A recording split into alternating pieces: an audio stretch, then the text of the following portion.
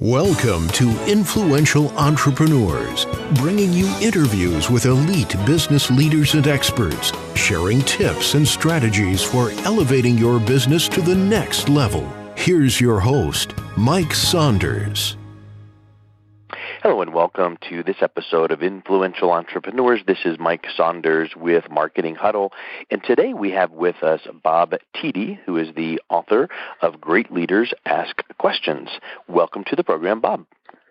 Mike, it's my pleasure. Happy to be here. Hey, so I love the Great Leaders Ask Questions, and I think you could probably do a follow-up series, great salespeople ask questions, great, and fill in the blank, and probably have a whole lot of different things, because I think there's so many times that people assume one thing and find out that another thing was in the person's mind, whether it's a prospect or a colleague, and those questions are just so important. So give us a little bit of background on how you came to focus on, Great Leaders Ask Questions. Well, Mike, I usually start the story this way. I'll ask you a question. Are you familiar with TA?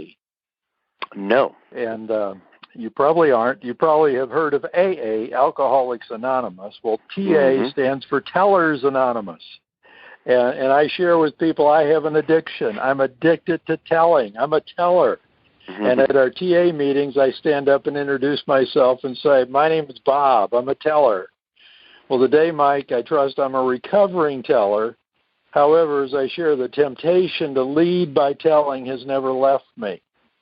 And many times, if you'd known me a number of years ago, the truth was I was a benevolent dictator. And not out of evil intent. I loved my staff, but I thought the job of the leader was to lead. In other words, to kindly tell the staff, here's what we need to do. Of course, to appreciate them and slap, give them slaps on the back when they did a good job. But I really thought it was to tell. In 2006, I came across a book called Leading with Questions by Dr. Michael Marquardt. And as I read that book, Mike, it was a page-turner for me. And I saw, wow, it instantly made sense. There was another way to lead, and that was instead of telling staff what to do, to ask staff what they thought needed to be done. And begin to teach out of that book, and our leadership development efforts that I'm involved in begin to get great response, and that launched me on this journey. It's always interesting when you find that pivotal moment or introduction or, book or audio that you listen to or a mentor. So I think that is interesting. Now, just to clarify, Tellers Anonymous is a fictitious organization, correct? That is correct. Although, because I think I was going to look for the Denver chapter and see if there's really one, because I know I've got that as well. It's kind of like shiny object syndrome, or everyone's favorite radio station, WIIFM. What's in it for me? So that's really good, though. I like that word picture and analogy, because it's kind of like facts tell, but stories sell. Well, if you even transpose that into this here, if you tell, you're just blasting people, but if you ask, you're kind of getting somewhere. And I really have, I forget the exact quote, but I know it's pretty popular mindset is, if you are the one asking questions in a relationship or even in a sales situation, you are the one that is looked at as the influencer, the trusted authority. And I think that's a really big positioning piece, is when you're the one asking some really thoughtful questions. So if someone is listening to this going, okay, that's great, I need to think about, questions. What is a quick tip that you can give us on structuring or finding a good question to use in a circumstance? Because it's definitely not going to be, a little handbook that you are flipping through and you find one and you ask it, because it's got to be, part of your ethos and your being, right? Well, yes. But I think, Mike, as you said, a switch turned on in me. And that switch was just the power of asking. I think sometimes, and I know this was, true of me, And that was a sense of feeling the burden that if I was a leader, I needed to have all the answers. And that is a burden. You know, either know it or fake it. But when I discovered this other paradigm, it's really that a leader just needs to know some of the questions. And, you know, you asked me what some of those questions might be. I love to share what my favorite question is. And it is so simple. My favorite question is, Mike, what do you think? And then it would be about some topic. You know, what do you think the Broncos are going to do this year? And, you know, we throw out a topic. And another just kind of silly story I share or illustration is, Mike, if you were in a rowboat with all your staff and there were oars for everyone and the goal was to get across the lake, how many of them would you like to have row with you? Well, I would assume the answer would be all of them, right? Yeah, of course. And so although I was waiting for like a trick question, like if you have everyone, then they're clumping into each other, so you want to strategically pick the people. But you were just going for simplicity.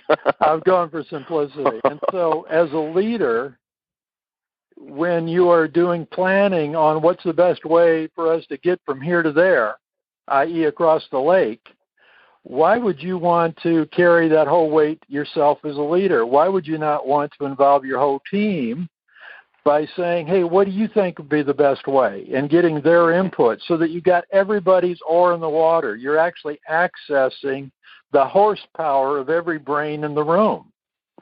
And, you know, it makes complete sense. Mike, I'll ask you another question related to what do you think? How has it felt in the past when you had a boss, a supervisor, a director who said, Mike, what do you think about, and again, some topic that related to that business or organization? How did that make you feel? Yeah, that's a good one. Now, here's a question. Yeah, no pun intended. I am a student and just a voracious reader of the marketing industry, and so I'm focusing these days recently on persuasion and copywriting, and there's a whole focus on just how you ask questions and when you ask questions, and what you just said triggered something too that has ramifications in marketing, which is thinking and feeling. Because if you think, that has one part of your mind is engaged, but when you feel, it has your emotions. And then your second question was, how did you feel when one time in the past someone asked how you thought, and you tied them together? Is that by design, or are you thinking of, or are you structuring these kind of questions to kind of ping pong back and forth with asking some how do you think questions and then some emotionally charged questions to kind of get people to be drawn in a certain direction? Well, Mike, I must confess, you're drawing them together makes me look smarter than I am today. Own it. Just go with it. Yeah, I hadn't gone there, but you're absolutely right. Asking somebody what they think, asking somebody how they feel are two different questions that tap in, and that's excellent. What I was going for, Mike, just on the simple one, is when a leader asks us what we think, it makes us feel good. It makes us feel like, wow, they think I have a brain. Because your opinion matters. Yeah. And so what will happen when you ask your staff, what do you think? And it's like, well, the same thing. Without you saying to them, hey, I respect you, appreciate you, asking people for input telegraphs and does make them feel valued. And so, Mike, another point I like to make is as I begin to share about leading with questions, I run into people who say, wow, I wish I could do that. But I get the picture that what's going on in their brain is they think they got to go get a master's in questionology, and then they could lead with questions. In other words, it'd be a big, long process, and it's kind of like, Mike, if I decided, gosh, wouldn't it be nice for me to be a brain surgeon? Man, that'd be a long process before I could get there.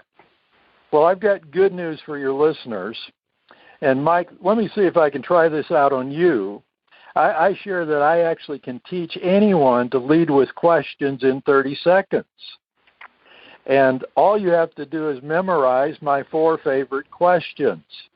And Mike, I actually believe not only you, but every listener will have these memorized as fast as I share them. But let me try it on you, if you will. Okay. Question 1 is, what do you think? Question 2 is, what else? Question 3 is, what else? Question 4 is, what else? Mike, do you have those memorized? Yes, but let me ask you this question. And we keep coming back to that point. At some point, the what else and the what else and the what else, doesn't that get to, don't you come off feeling like you're a 3-year-old saying why? And at some point, the person's just like, that's all, right? I mean, so how do you, I know why you're doing that because it goes deeper and then the real reason comes out, and I agree with that. But I'm sure that some people would feel uncomfortable saying what else 2, 3, or 4 times. So how do you overcome that? Mike, here's been my experience. It does seem like that when you just hear it. But when you put it into a real conversation where I ask Mike, what do you think about something? And he begins to share. Now, my voice inflection is very important. And there's variations of this what else question. But when I say, wow, Mike, I mean, keep talking. What else? And you share more. And I say, wow, Mike, I'm taking notes. Don't stop now. Please tell me more. What else? My experience is that the first answer we give to somebody, we do this subconsciously, but it's a safe answer. We kind of see how are they going to treat my initial answer. And if I ask, you, what do you think? And you say something, I say, oh, Mike, that's dumb. Everyone knows that. Well, you're glad you didn't say anything else, and you're not going to say anything else. But when I appreciate what you shared and call on more, and again, you would see the body language and the reading, you wouldn't push forward in every situation. But my experience is that many times it's the 3rd and 4th time that you actually get to the gold nugget because they're feeling comfortable, they're feeling valued, they're feeling appreciated, and you actually get their best thinking the 3rd and 4th time. So that's my experience, but it works in a real conversation. It doesn't sound quite right when you just hear the 4 in a row. Well, it's probably similar to like scripting, where a lot of trainers will train you to work off of a script, and people would feel so uncomfortable with that. And the point's not the words on a script or the exact, phrases. It's the concept of you need to follow a plan and a system. So having a script in place and then knowing it backwards and forwards is the point, so that you don't need to use a script. So it's kind of like have the questions, and maybe you don't say the word what else 4 times, but maybe you say, ooh, that's really good. Hey, what do you maybe you do say what else a couple times, but the point is you're asking a question to go deeper, and that's the whole point of it. Hey, so let's switch gears, and you've worked with Cru for 46 years and now in their leadership development team. Tell us a little bit about that organization and what your role is there in leadership development. Well, thank you. Cru is the new name, but new name as of about 6 years ago, for Campus Crusade for Christ. Campus Crusade for Christ, founded by Bill and Vanette Bright on the campus of UCLA in 1951. And since that time, we've grown to a staff of approximately 25,000, active in, I think, 190 countries in the world. And both my wife and myself became followers of Jesus through the ministry of Cru at the University of South Dakota, where we were students. We joined the staff in 1971. We spent our first 8 years in campus ministry, the first 3 in the Denver area, Mike, where you live, the next 3 in the state of Washington, and then the next 2 in the state of Oregon. In 1979, the national director of Cru played matchmaker and brought Josh McDowell and myself together. And Josh McDowell, the Josh McDowell Ministry, is one of the divisions of Cru. And we served with Josh for 24 years, stepped away from that in 2003, and after a brief sabbatical, accepted an invitation to be on the global and U.S. leadership development teams for Cru. Mike, our mission of the team, and it's a team effort, not just a Bob effort, our team effort is developing the next generation of leaders for Cru. And kind of the elevator speech, and I always share, Mike, this is actually true of every organization, is that in 15 to 20 years, most of our current leaders will no longer be leading. In their places will be the leaders we're now developing.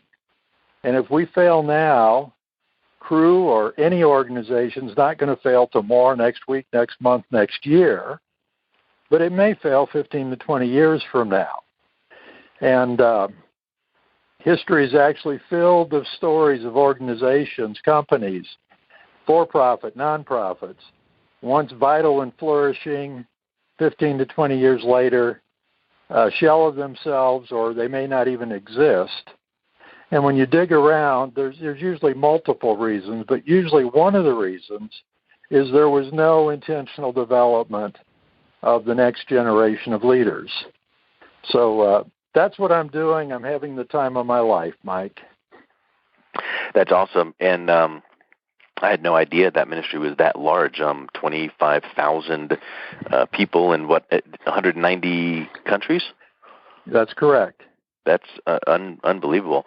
So yeah, that's a really powerful role, and I would assume that some of your leadership questions and leading with questions are being well used in your role there also.